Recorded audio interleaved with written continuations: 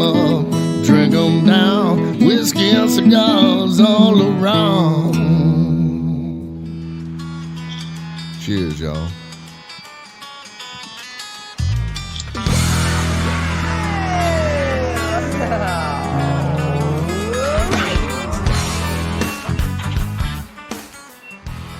Well.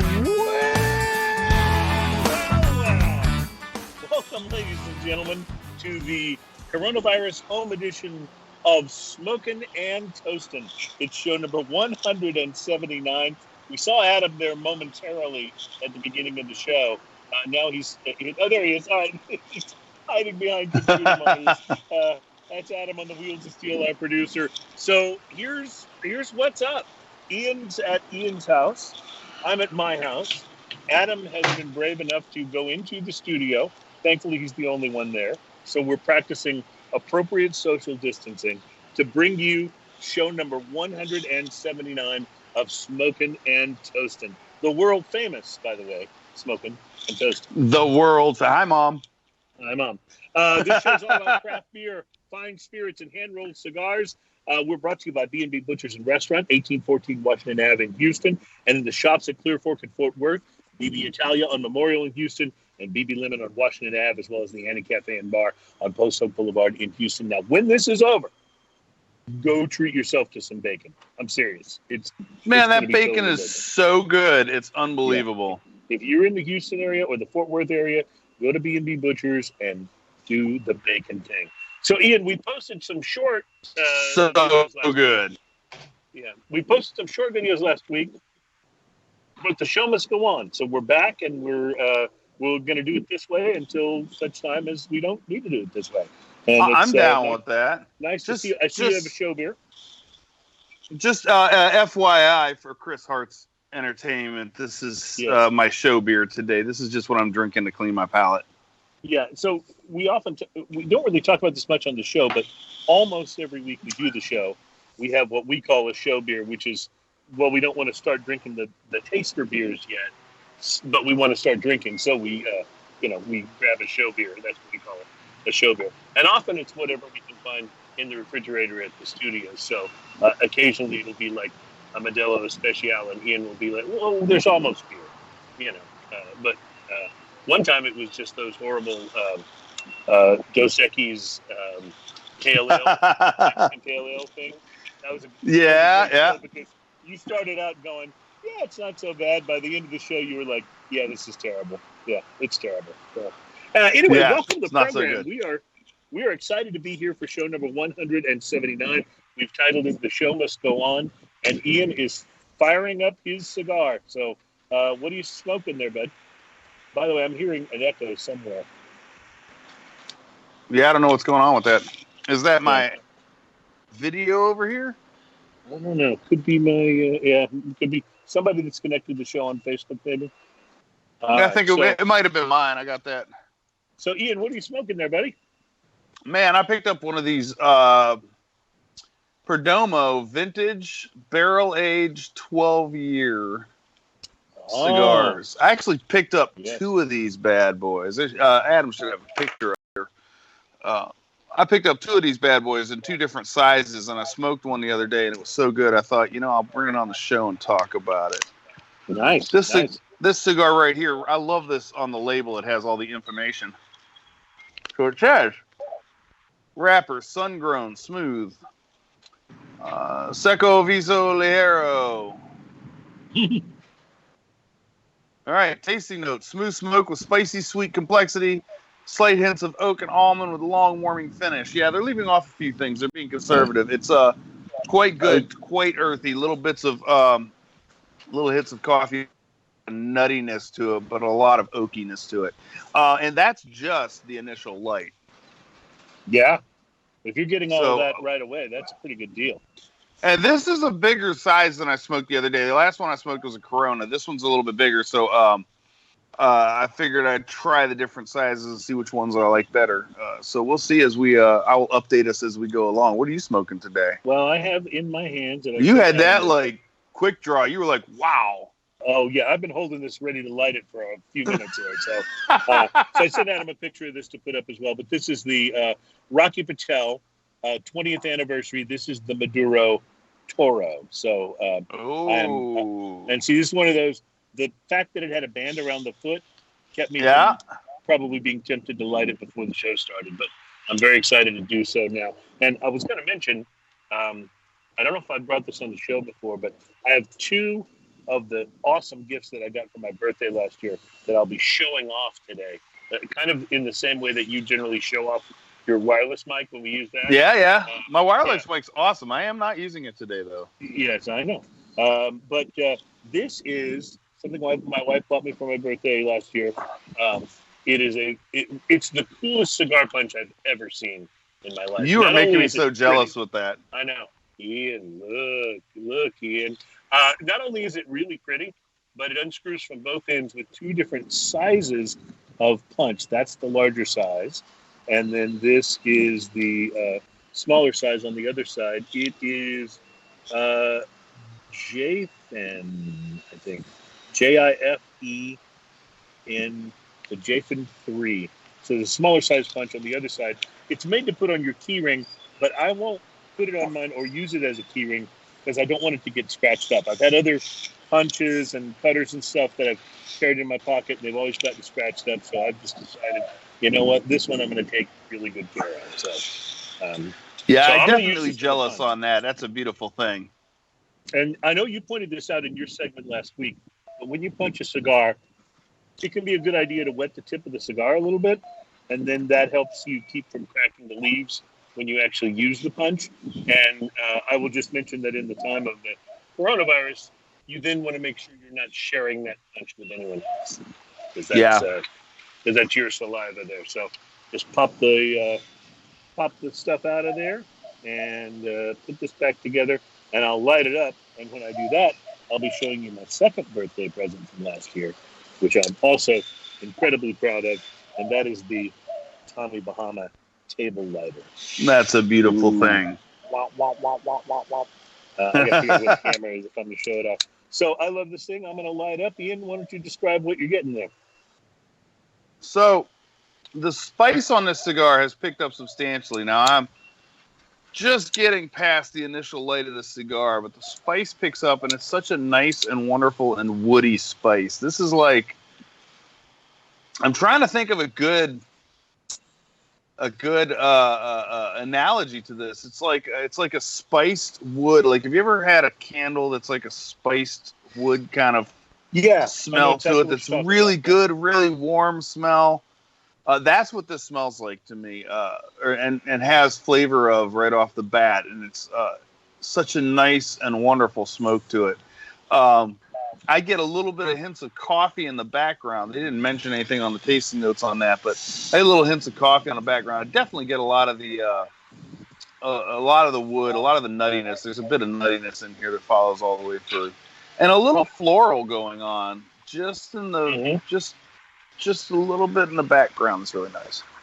Well, I'm getting, it's interesting you said wood and nuttiness, because that's the two predominant flavors I'm getting so far. I see a little run starting there. Hopefully that'll even itself out. It won't do that. If it doesn't, I'll show you the cigar smoker's trick for trying to help those go away. But it's a... At the very beginning of a cigar, a little run like that usually fixes itself real quick. Yeah. A lot of times it has to do with how I lit it versus any issues on the construction of the cigar. And like you said, it can very often kind of ease itself back into a normal burn without any problem. So Ian, if that's your show beer, you're doing pretty good during the virus. Have you discovered that you're enjoying more beers and spirits? Enjoying more cigars during self-isolation, or has it slowed you down? I've discovered that I have to keep myself from enjoying them as often as I'd like. Right, because you don't. It's not like you're going to have to go out and drive or go somewhere. So right. So I can almost just justify, hey, it's the afternoon. I can have a beer anytime. So I've been trying to. Like, it's real easy to want to do that, to be honest with you, just because I could be lazy. But I'm trying to get a few things done around the house. Mow the lawn, get some stuff done in my workshop over there, walk the dog, you know, those things like that. Do a little bit of house cleaning. Might as well since I'm stuck at home. So my idea is I kind of treat it mostly like the work day, except for I've been doing a lot of mountain bike riding. Wow. A lot. So when you say I'm not driving anywhere, I've been driving to the park to go mountain bike ride. That being said, I can kind of park away from everybody. Mm-hmm. And then I'm on a bike, so I'm rather solitary. And every once in a while, I get to go out and go jumping and stuff like that on my mountain bike. Hopefully, Adam's put up that picture. Yeah, that's me in the air on a mountain bike, and that's a lot of fun. So I don't know if that picture showed up or not, but I sent him the picture a little while ago. If not, I'm sure it'll come up sometime in the near future. But anyway, so I've been doing a lot of that, and then and smoking cigars. I've been sitting on my patio here, and I've gone through a lot of cigars in the last few weeks because I got off on the 6th of last month. Right. And that was for spring break. And then by the end of spring break, the whole coronavirus thing blew up. And that's when they sent a message saying, okay, we're going to take another week off. And then before that week was over, they're like, hey, we're not coming back till the 18th. And then now I think, what is it? It's all the way to the 30th now. Mm-hmm. So... yeah, and that's a dubious date. If we have to go back to work on the 30th, that sucks because that's my birthday. Oh, they should at least wait till the 31st. I don't mean to be the voice of doom here, but I have a feeling you're not going to be going back to work on your birthday. I think it's then I will be enjoying extra stuff here, isolating my birthday. Yeah.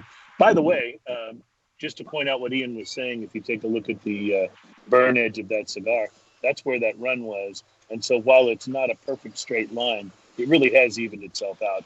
And you're right, that does often happen in the first, inch or so of the cigar. So nothing that's keeping me from enjoying the flavors of this. And it's a very nice sort of oakiness to it, which I wasn't necessarily expecting from Rocky. It was very nice.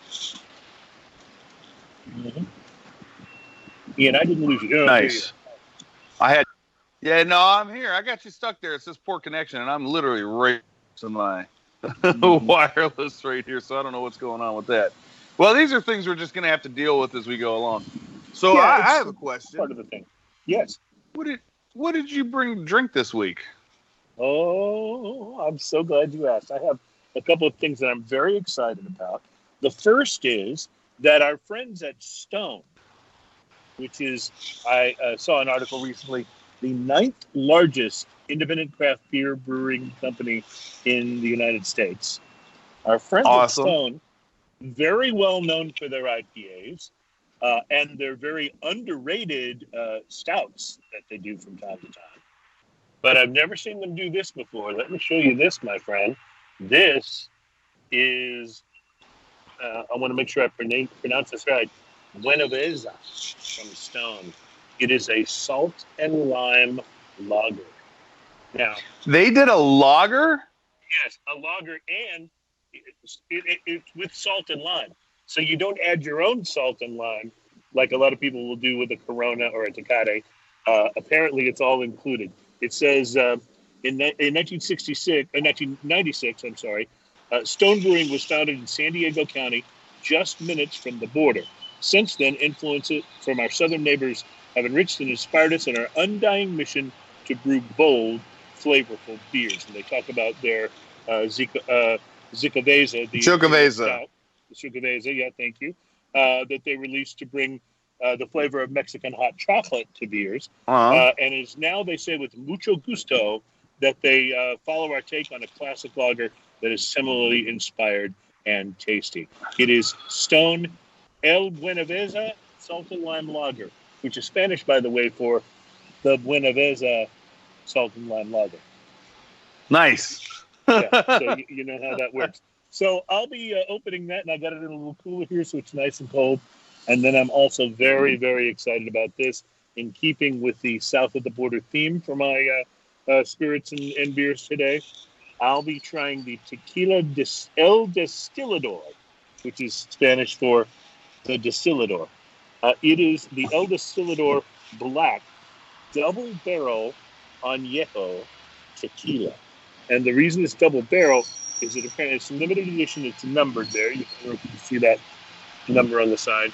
And the reason it's double barrel is apparently it's aged in 2 different kinds of barrels, which allows them to get a little bit different flavor for it. So I'll be looking. Man, I hope it tastes as good as the bottle looks awesome. It's a beautiful, beautiful bottle, isn't it? So, yeah.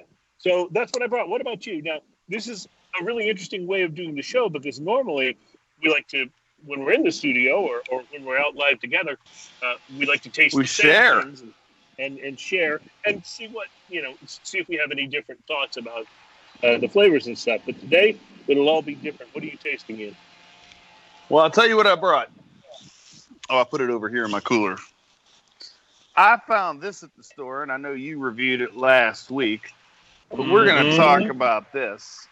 Well, this is the Shiner Brewer's Pride barrel-aged Bock in Balcones bourbon barrels. Yeah, and of course we know Balcones has won all kinds of awards for their amazing whiskeys and bourbons. And they're so awesome. You, I think you're in for a treat because, Ian, that is boozy and wonderful. And I'll tell you. Well, that one starts at 9%. It may be the best Shiner I've ever had. That one starts at 9%. So I figure by next beer I have to keep a percent. So I got Guinness Stock Ale at 10%. Okay, this so is what is stock ale? It's a blend of imperial stout and a barley wine, both aged in Bulleit bourbon barrels. And it says roasty and chocolatey with notes of sweet dark fruit. So you've got Balcones barrel aging and Bulleit barrel aging. I think you're doing all right. Yes. It gets better because then I've got to up the proof again. So now I'm just going straight to whiskey. And now we're going to talk about this. A friend of mine brought this over. I was helping him with his pedal board for his guitar, and he brought this over to try. And this is the double black. Now, this looks familiar to me, except that I've never had a double black. Yeah, so you got Johnny Walker Red, you got Johnny Walker Black, you got green, you got gold. And this double black, this is says rich, intense, smoky blend containing whiskey matured in deep charred old oak casks. Yeah. So I figured this is a little bit different twist on Johnny Walker. I'm not a huge fan of the red or the black by any means. The gold, but I think is quite good. And the blue, I mean, if you haven't had it, you should because it's amazing. Yeah, I was going to say. But also the blue is like $200 and something a bottle. But this is the double black, and I think it's in the $50-ish to $60 price range. I can't remember exactly. It was a gift, so I'm not sure. But I figured I'd be talking about that on today's show as well.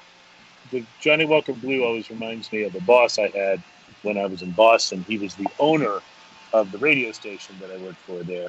And he would want to meet with me occasionally, and we would go to the Punch Cigar Bar there in Boston. He didn't smoke cigars. Oh, nice. He smoked cigarettes, so we'd both go. And so we'd sit at the bar, and I'd have a cigar, and he'd have a couple cigarettes, and we would talk and order drinks. And he always ordered Johnny Walker Blue. And the reason that I remember that is because at the end of the night, and this guy owned the company, a major newspaper and a chain of radio stations. At the end of the night, he would look at me and go, I never carry cash. Can you pick this up? So he's that guy? Yeah. But of course, I expensed it. So, I didn't worry about it too much. But he's that guy, yeah. Yeah, rich people, by the way, never carry cash. So I've taken to doing that myself. I never carry cash. Unfortunately, the rich part has not followed. So right, part of that hasn't kicked in yet. We'll see. Yeah, a few things we'll talk about on the show today besides the beer and spirits. We'll talk about how the cigar industry, as well as the craft beer industry, is reacting to the coronavirus. The TAA, the Tobacco Association of America, has canceled their convention, but cigar companies are getting all these interesting and unique releases ready that'll go to TAA member stores that usually are released at the convention, but they'll go ahead and ship them to the stores anyway. In the legal world, cigar industry is asking for extensions to all the deadlines to this legislation that's coming up because of coronavirus. And there's an interesting thing going on here in Houston. There's a new company, Ian, called Hop Drop. And what Hop Drop will do is they will go to the breweries, pick up the craft beer, and deliver it right to your door. So I haven't heard of this. Yes, yeah, that sounds. Found out about. So we'll tell you about that and how craft beer is dealing with the coronavirus all over the place. Plus, our friends at Iron Root, and they talked about this when we had them on the show a while back. Well, the Iron Root Harbinger, the article is out. It has been named the world's best bourbon. So we've got to tip our hat to those guys. That's so good. They were so fun here too. I would say Harbinger, but it's Harbinger. Is how you Harbinger, pronounce that, right? I think that's right. Yeah. So anyway, there's a lot going on, and this is a more laid back version of the show, I think, because we're both just kind of sitting and enjoying the cigars. How's yours coming along?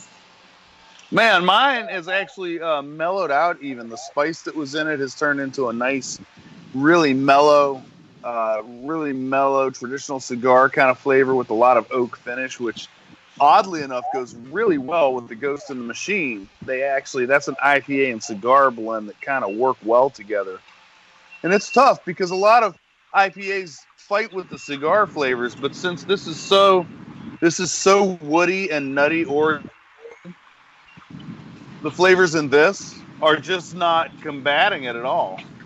We talked about this. This is such a well balanced IPA anyway that Well, you're absolutely you kind right. of expect it. One of the things I love about Ghost in the Machine is that it does have a chance with some cigars, whereas some of my favorite, extremely hoppy IPAs, you just can't deal with a cigar. They'll just destroy it. But Ghost in the Machine finishes with so much citrus that it really kind of keeps that hop bitterness in check. It's there on, the beginning, but it finishes so citrusy that you can then go back to your cigar, and depending on the stick, it can actually work. So, well, I think I lucked out on the stick and the Ghost in the Machine pairing, just because I expect Ghost in the Machine to not interfere too much, but I don't necessarily expect it to go really well with a cigar. But it goes well with this. It really like the citrus flavors and that come out a lot more, and then with the cigar, it really enhances the oak flavors that you get. Well, I'll tell you what, since you brought a couple of beers, why don't you start with your first beer to taste and talk about, and that would be the Balcones, right? The Shiner finished in the Balcones barrels, correct? Oh, nice. Yes. Well, if you insist. Yeah. I forgot to grab a glass, so we're going to do this in a snifter. All right, that'll work. It's almost that kind of a beer anyway. You know what I mean? I know. It looks great, doesn't it? Yeah, it really does. It really does. I'm so excited for you to taste this, Ian, because last week when I was tasting that on the little mini segment that I posted. It smells... I like Shiner Bock anyway. A lot of people diss on Shiner Bock, and I think Shiner Bock is a beer. I don't see anything wrong with it. I don't know if that weed eater is coming through really loud, but it's driving me nuts over here. I really can't hear it, so hopefully it's good, good. Okay, yeah, my neighbor's over here weed eating right now. Anyway, look at the color on this. It's beautiful, too. It's very carbonated, I guess, pretty much just like the standard Shiner Bock. It's a little bit lighter in color than I think the standard Shiner Bock. Well, what's interesting, Ian, about this beer is that even though it is obviously very boozy and has a higher ABV, this is Shiner Bock. It's not a stout, or porter, or a... Look at how it laces up that glass, too. Yeah, that's beautiful. Yeah, that's pretty nice. We're gonna try. It smells like a traditional beer, but it also has a little bit of like apricot and a little wood notes and a little bit of there's something else in there, almost a raisin kind of grapeness to it, which you would not expect from a pop.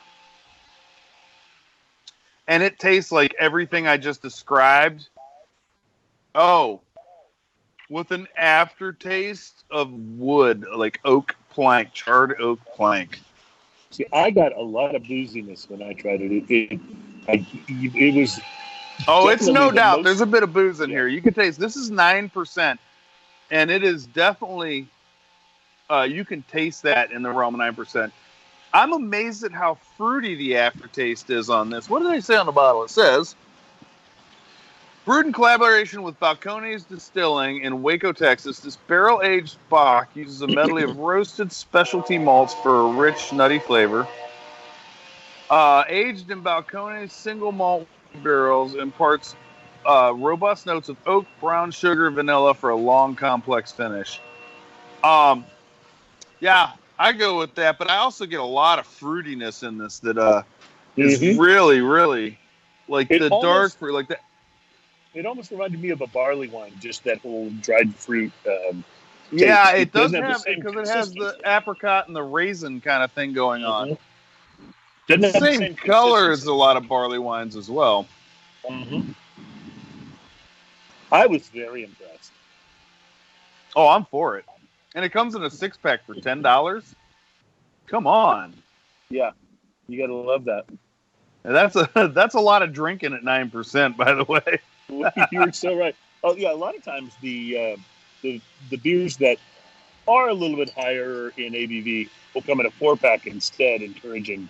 Yeah, I don't know what the breakover point is,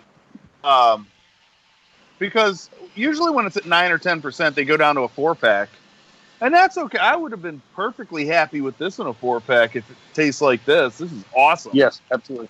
Well, I will just say the Shiner Brewers Pride series, they've been very experimental with it. Some of them I've liked better than others.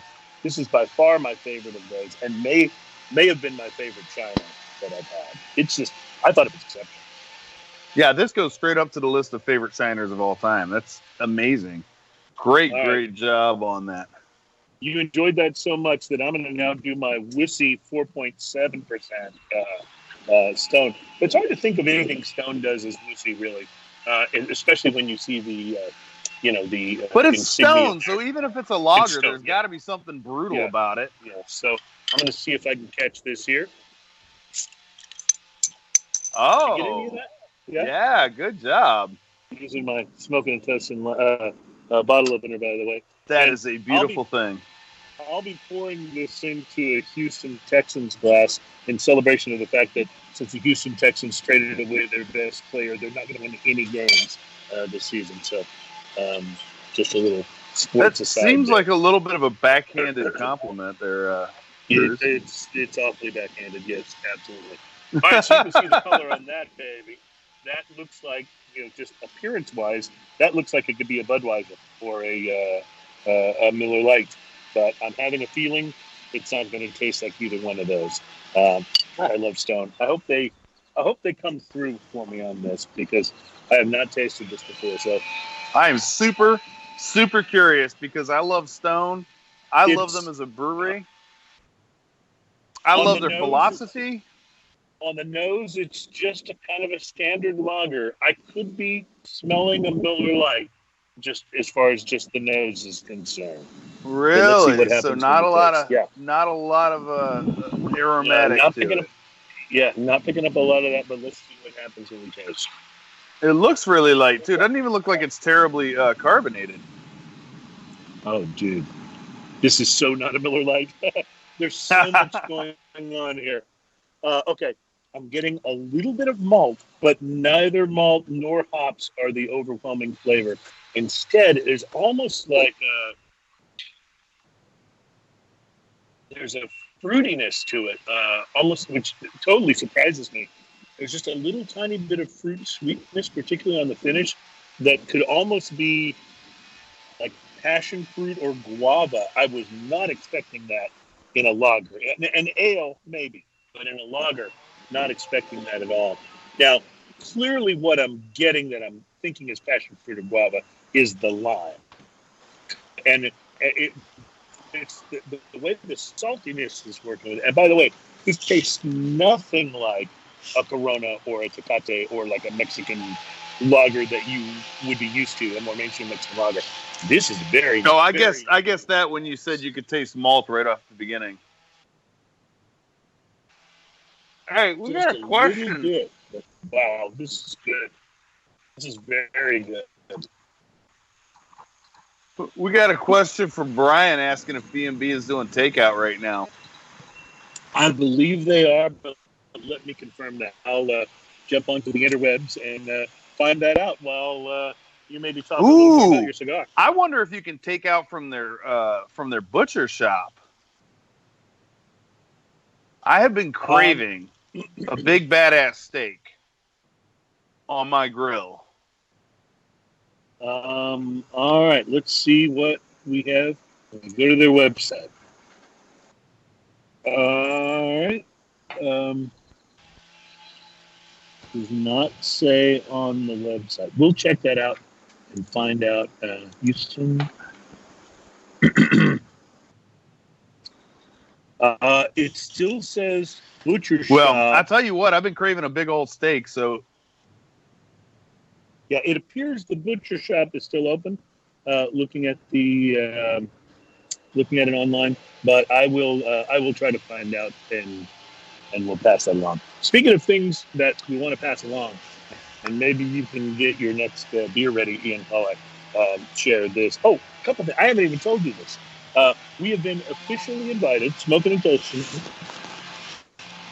has been officially to join the Revolver podcast network. That's something that'll be coming about in the next, I don't know, maybe a couple of weeks here. I don't know whether the virus will slow that down. I was thinking that it would slow it down, but apparently, I hear the weed eater now, by the way. Apparently, things are moving forward on that front. So, very excited. They have checked out the show and they like it, and they want to have us join them. So, I think it's good things for the show. Awesome. Revolver Broadcast Network. That's good. I have a Revolver. Podcast Network. Yeah. Also, Ian, we talked about this briefly before the show, and we've got to work out the details. So we won't be able to do it this coming Saturday. But the plan would be that a week from this Saturday, and I usually have a calendar right in front of me. I don't. Here, I'll pull it up. I'll pull it up. Give me just a second. A week from this Saturday, which would be the 11th of April. So we'll still be under our quarantines and such. We want to do a smoking and toasting on Zoom. And so what we'll do is on next week's show, we'll give everybody all the information that they need to join us on a Zoom chat. And it might wind up just being you and me and Adam. And if so, that's fine. We'll enjoy just hanging out. But it'll be from 1 to 2 on Saturday, April 11th. And we will just get on Zoom and enjoy cigars together, talk about what we're smoking, and whatever else happens to come up. I think it's important to still have community during this time. And so, if I can't hang out with you, I can hang out with you virtually. I agree. Hanging out on the Skype thing is kind of a fun thing anyway. I noticed you've got those AirPods in your ear using this. I have the Jabra version of that, and I like them a lot. So I end up, even with friends, if I'm buzzing around doing stuff, I end up chatting a lot, even while I'm doing stuff and hanging out with people on a phone now, just because, you may not be able to see them in person, but sit there and chat and do all kinds of stuff. One of the things that's very lucky for us is that in the time when we do have to go into this self-imposed exile, we have the technology to not only do things like this, but to actually stay in touch with people. Everybody's always got their cell phone with them. And things like Zoom chats. We did a Zoom chat with our family last week. It was great, just seeing everybody. We hadn't seen most of them during the virus. When I was a kid, I used to watch reruns of a TV show called Get Smart. Do you remember that? Yeah, I do, yes. I'm a little disappointed because a lot of things that they had for the future on there have kind of come true. Like a lot of his spy gadgets have kind of come true, like being able to send messages on your watch. Mm-hmm. What I haven't seen, and it's upset me a little bit, is there's no shoe phone. Yes, the shoe phone was such an awesome idea. Like, there's no shoe phone. I don't understand that. And why don't our messages self-destruct? But other than I agree. I agree totally. And being a bit of a Star Trek geek, we've seen so many Star Trek things. Wait, you're a Star Trek geek? Yeah, I know. You didn't know, right? But we've seen so many things from. Wanted to make sure that got in there. We've seen so many things from Star Trek come around, but the one I'm the most disappointed that hasn't is the Replicator, because I really want to go to because that's where they go and order dinner and stuff, and the Replicator just makes it right there, whatever they order. And I really want to go to the Replicator and go, Balvenie 31, neat. Yeah. And have it just, I want to be able to do that. I want to be able to go Ghost in the Machine, IPA, cold. Yeah, that whole theme has come up on also on the Hitchhiker's Guide. Yeah, the computer would do that. Yes, and also the Jetsons, if you remember, had the same thing where they would just type into the wall and it would come down and bam, and Rosie would bring them all dinner. I remember that the robot was Rosie. How about that? I loved Rosie. She was the best. The best. You know what? So I just opened this. By the way, go ahead. I'm listening. Oh, wasn't me. But that looks a bit different than the last thing you had in your glass. Yes. So this is definitely darker, and it smells oddly similar. It smells roastier. It smells maltier. It has the same kind of raisin and fruity backbone in there. It smells delicious. I love barley wines. You know this. This smells like an amazing barley wine, although it's about 7 shades darker than most barley wines. So you could tell that this is definitely the stout. Yeah, you could tell it's the imperial stout mixed with the barley wine. The barley wine cuts through big time just on the nose immediately. Guinness, regular Guinness, which is wonderful, but actually has a very much thinner mouthfeel than what most people are expecting when they try it for the first time. What's the mouthfeel like on this?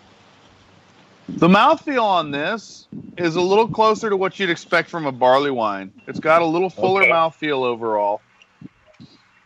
It's got little bubbles, but it's carbonated nitro. It's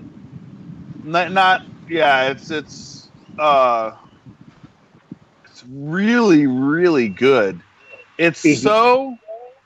Again, the woodiness and the oakiness of it, and then the fruit background on this. I mean, if you've ever had a good triple, like a quad, something over the top kind of Belgian style fruitiness, that you can sometimes get in some of the barley wines, but then you back that up with a little of the stout, imperial stout bitter and boldness in the coffee flavors.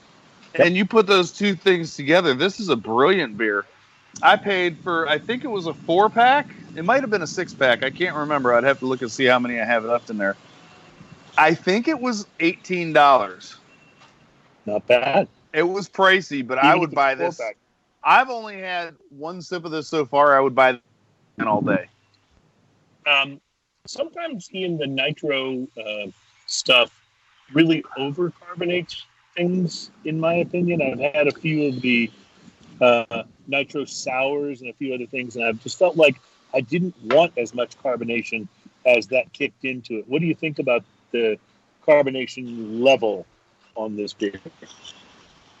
Well, this is CO2, not nitro. This is definitely okay.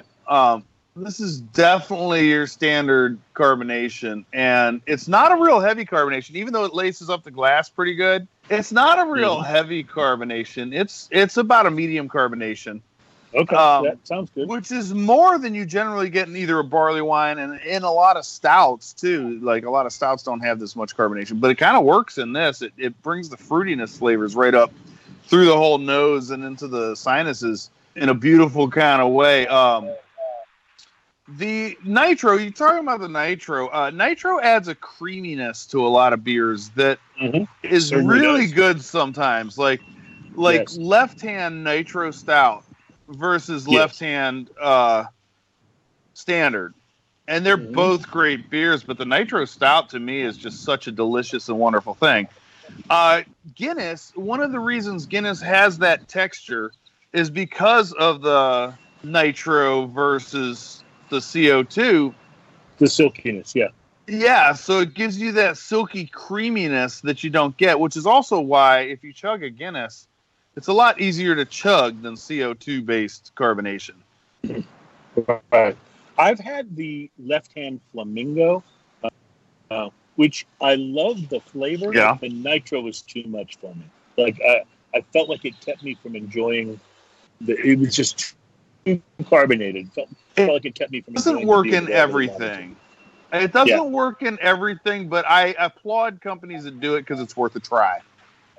And I think that's cool. Ian, you will probably be interested, but not surprised, to discover that according to Nielsen research, in the week ending March 21st of this year, sales of alcoholic beverages spiked by 55%. Oh, I'm not surprised. What the hell else are you going to do? Yeah, we are drinking during the coronavirus. Hard liquors, including tequila and gin, as well as cocktails, are among the favorites among consumers. Spirit sales increased by 75% compared to the same dates in 2019. Beer is the next most popular, and purchases were up by 66%, and then wine at 42%. Good for beer.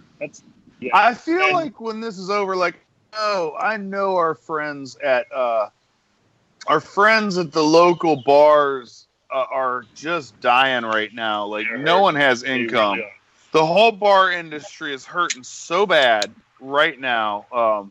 Some of the bars are getting desperate. They're like, well, we'll sell you beer to go. We'll sell you if you're out there and you live close to a bar that you like, I know it's a little pricier to go buy a few beers from them to go, but man, try and support your locals if you absolutely have the ability to do it, man. Please try and support them. If you're in the greater Houston area, by the way, go to the Houston Bourbon Society's webpage or their Facebook page, because they're doing a pretty unique sort of challenge to try to help support local bars and bar and restaurant employees. And it involves people, if I'm getting this right, and I may not be, so go and fact check me on this, but if I'm getting it right, it involves different members of the Houston Bourbon Society being willing to have their hair cut by a blind barber. That's pretty amazing. Based on the pledges of money and stuff for support for the employees that are having to go without. So yeah, I agree, man. It's a tough time, and we got to stick together with the people that can help. And Ian couldn't be more right. And by the way, if you are allowed to travel to the grocery store and your local craft beer brewery is open for buy and go, please go support them. Don't just go to the store and buy the national brands. Go and buy your local stuff, because these guys have got to keep it together until it's okay for people to come and hang out at the breweries again. It's a really important thing. Yeah. Yeah, it's pretty huge, man. And unfortunately, you can't go there and just sit there and enjoy it. But you can go by and say hi and go, hey, man, I support it. I guarantee these people are going to remember. They're going to go, man, this community stood up for me. Oh, what is that? What is happening here? This is some. What has floated to the surface? Distilleria Santa Lucia has made the tequila El Distillador, which I don't know if I mentioned this earlier, but that's Spanish for the distillador. This is their El Distillador Black. It is a double barrel añejo tequila, and it is about to be opened and sampled right here on the show. Did you hear that? Awesome. Oh, okay. I did. And while Let's you're pouring that, I want to give a good shout out, man. We've got a bunch of people watching the show that that don't always get a chance to watch because they're home. So I want to say hi to Pam. I want to say hi to Elizabeth. I want to say hi to Manny at El Cubano is watching Manny, us what's right up, now. brother? We love you. Yeah. We got my brother Brian shared it out. Man, if you get a chance, share this out to people. Brian Coltrane has always been one of our biggest fans. Watches whenever he can. That's awesome. Steve That's a Wiki Richardson is Brian. watching. Yeah. Oh, my buddy Steve. I grew up with Steve. Yeah, absolutely. We got tons of great people watching the show right now. I'm so excited about it. That is awesome. And by the way, for those of you watching that don't usually get to watch, let me just point out that the show is usually way better than this. Okay, maybe. Yeah. But it was worth it. It was worth it. Well, we're dealing with a Skype show, so we can get as good as we can get, man. If you bear with us, we're trying to make it happen. So yeah. Awesome. That's always like, I tell my wife when she's not at home, I'll be on the phone with her. I'll be like, "Oh man, I look so good right now. If you could only see me, just because I can get away with saying that." Yeah. All right, Ian, I have poured the tequila into a little. Oh man. Oh, the nose on this is just fantastic. Not getting tons of agave, although there's just enough for me to know that it's a tequila that I'm sniffing here. It is, wow. I have the feeling this is going to be incredibly smooth, just based on what I'm getting on the nose. There is, maybe a little bit of heat. Let's see what happens. Tell me about it. Wow, this is buttery and so smooth with almost an absence of heat. My sort of gold standard for that is the Skelly, because the Skelly Añejo, you can just drink it and not really get much of any. There's a tiny tequila hug that happens towards the end. It kind of comes back very late. But Ian, this is so smooth and buttery. And now I'm getting the maple and a kind of an oakiness to it, which you don't normally get in a tequila. Because usually not at all. Tequila is not aged in an oak barrel. It's generally in a metal barrel. So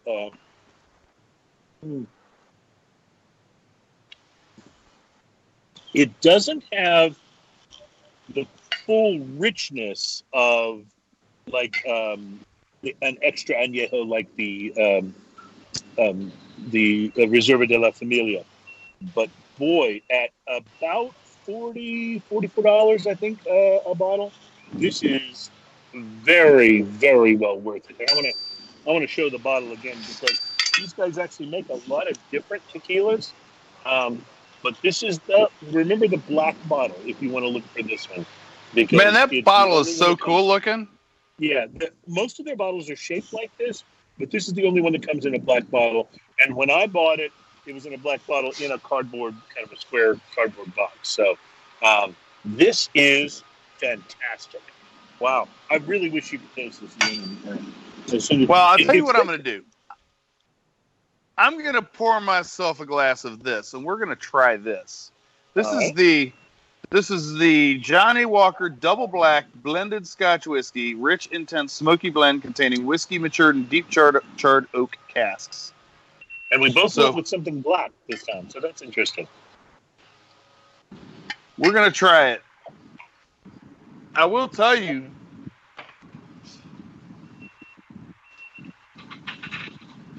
Ian, I think I may have lost you for a moment. Are you still there? Or maybe you lost me. I don't know. Can you hear me? Adam will have to break in if we're having transmission problems here. And hopefully on the feed, we're not both talking over each other at the same time. As Ian is pouring his... Oh, there you are. Oh, poor connection. We're going to... Can you see me again? You're back, Ian. So this has a super, super rich color to it. If you look at what's going on here, it's also sticking to the glass. It's very oily right off the bat. Like Johnny Walker doesn't usually do that. You mentioned being not necessarily a Johnny Walker fan. They're black and they're red. I just don't think are very good. I'm not a big fan of some of the blended Scotch. I'd say that, but then again, like Monkey Shoulder is amazing. Yes, it is, especially at its price point. So I can't really even say that. Maybe it just depends on what's blended with it and stuff like that. But I'm going to try the Johnny Walker Black, and we're going to see what happens here. It does have a smokiness that you would not expect from a Johnny Walker right off the nose, but there's also a little fruit. It's got a really light, delicate kind of scent with a little smokiness backing it up. I kind of expected it actually to have a little more boisterous kind of nose to it.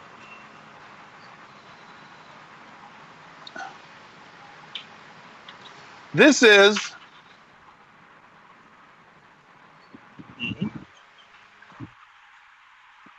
perfect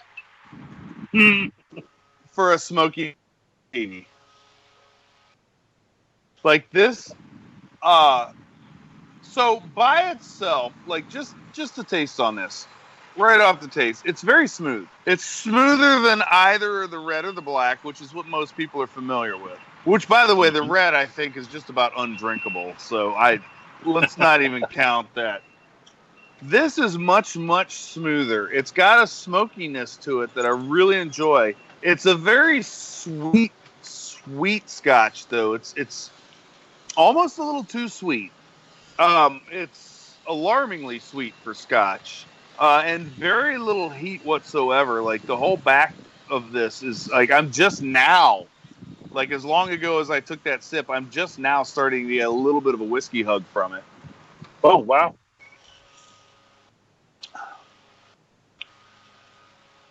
I'm going to chalk this up to this is worth trying. If you're not sure if you want something super smoky, if you want something with just a little bit of interest, this is not a bad choice. Mm-hmm. I will tell you what, though.